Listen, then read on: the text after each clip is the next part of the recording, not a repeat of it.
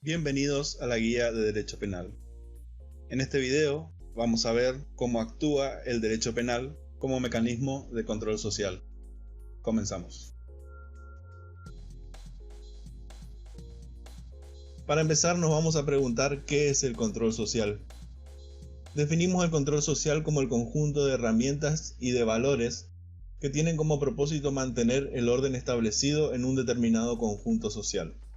Como por ejemplo, encontramos a las normas, las leyes y sus medios de coacción, las religiones, los medios de comunicación, los medios educativos, los usos, las costumbres, entre otros.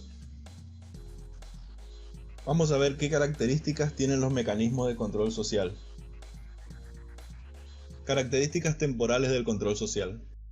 Los mecanismos de control social pueden actuar a priori o a posteriori, es decir, antes de producirse un resultado con fines de prevención o luego de realizarse la conducta que no es deseada socialmente, donde se opera con fines retributivos o de represión y castigo, o para evitar futuros desvíos de conducta, también con fines de prevención. En la generalidad, actuando a priori, se encuentran los instrumentos que apelan en principio a la educación, luego a la intimidación, y a posteriori están los mecanismos que recurren a estos a la inversa. Características estructurales del control social.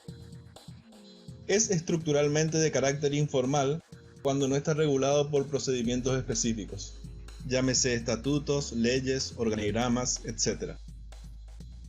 A su vez, otra característica del carácter informal es que la reacción a los desvíos de conducta la pueden llevar a cabo personas indeterminadas. Por esto, no requiere llevarse a cabo por una persona o un grupo de personas específicos, y se puede llevar adelante de manera diversa. Cuando, por ejemplo, en un casamiento, por cuestiones de usos y costumbres, alguien asiste con vestimenta considerada no apropiada, no existe un procedimiento para regular el comportamiento, mientras que para algunos la reacción puede ser de indiferencia, para otros puede ser de rechazo a la conducta.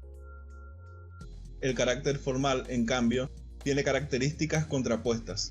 Requiere de certeza de las conductas deseadas o prohibidas, los mandatos impuestos, así como regular un procedimiento que especifique cómo y quiénes pueden actuar ante determinados desvíos de las conductas deseadas. Entonces, encuadramos al derecho como un mecanismo de control formal. Este dicta leyes, estableciendo normas que dictan mandatos o prohibiciones a seguir. A su vez, dicta los procesos que se deben seguir en caso de que se incumplan con los mismos. La Constitución dicta quién puede crear las leyes, interviniendo en su conformación el Poder Legislativo, en su promulgación el Poder Ejecutivo y en su aplicación e interpretación el Poder Judicial. Otra clasificación que existe en los mecanismos de control social se da por su carácter de primario o secundario. Cuando hablamos de control social primario, nos referimos a aquellos mecanismos que recurren a la intimidación y, en su defecto, a la sanción y el castigo, para la consecución de sus objetivos. En cambio, el control social secundario recurre al aspecto preventivo o educativo.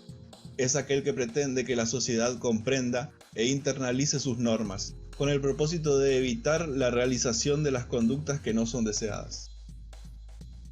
Ahora sí podemos definir al derecho penal como mecanismo de control social. Este tiene el carácter de ser primario y también de ser formal. El derecho penal caracteriza las conductas indeseadas y las amenaza con la imposición de un castigo. Esta amenaza, en su aspecto teórico o práctico, pretenden que no se cometan los delitos, ya que estos generan un desequilibrio en el orden social. Además, por su carácter formal, el derecho penal no puede ser llevado adelante o ejercido por cualquier persona, sino por órganos específicos.